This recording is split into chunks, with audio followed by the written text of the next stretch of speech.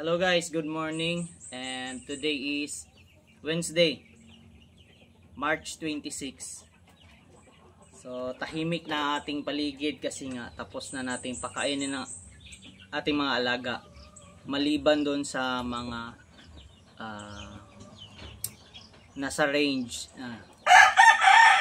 range net, no? Yung pinalibutan natin ng net. Sila talaga yung ulahi, no? Last na pinapakain natin. And tingnan natin yung timbang ng ating mga alaga na ilalaban. And ito na, nilagyan ko na ng date, March 26. Anong Monday?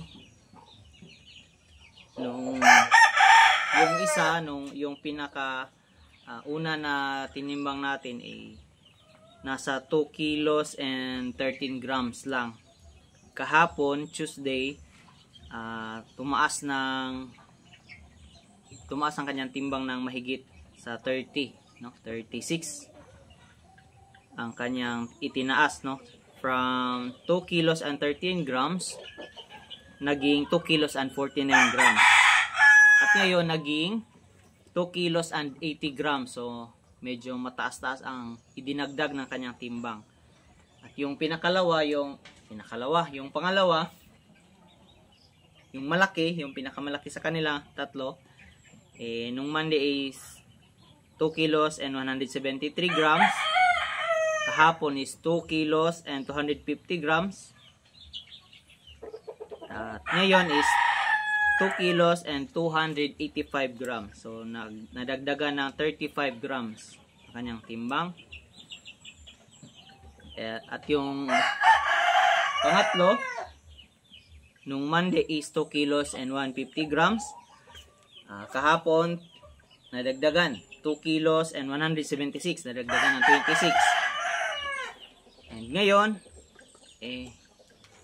masyadong malaki ang idinagdag kasi naging 2 kilos and 216 grams siya, no? Mula nung Monday 2 kilos and 150, 2 kilos and 176, and ngayon naging 2 kilos and 216.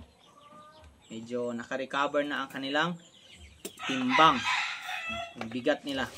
So maganda kasi nga sa hapon pinakain natin sila ng saging, no? Latundan. Binigyan ko sila ng mahigit buo, no? Yung isang buong saging, no? Maliit man yung latundan, no? Kumpara doon sa lakatan is malaki yung lakatan. Yung latundan maliit lang. So pinakain natin sila ng isang buong saging para makarecover. And inilagay natin sila sa training facility, kung saan sila pwede maka-ehersisyo ng malaya sa kanilang loob. Doon natin sila pinatulog para sa akin is doon ko sila pinatulog kasi nga makarelax sila, nakadapo sila ng ganun. Then pagdating na umaga nasa kanila na kung magkaskas ba sila o hindi. Basta nilagay natin sila doon. Ngayong umaga pinakain natin sila, at iba naman yung pinasok natin doon sa training facility, no? And mamaya time check, mamayang alas 11, no? 11 AM maglagay naman, palitan naman natin yung nasa loob ng training facility. And time check 9:28, and that's all for today's video. And ano pa ba? Wala naman siguro. So yun lang. Thank you. Bye bye.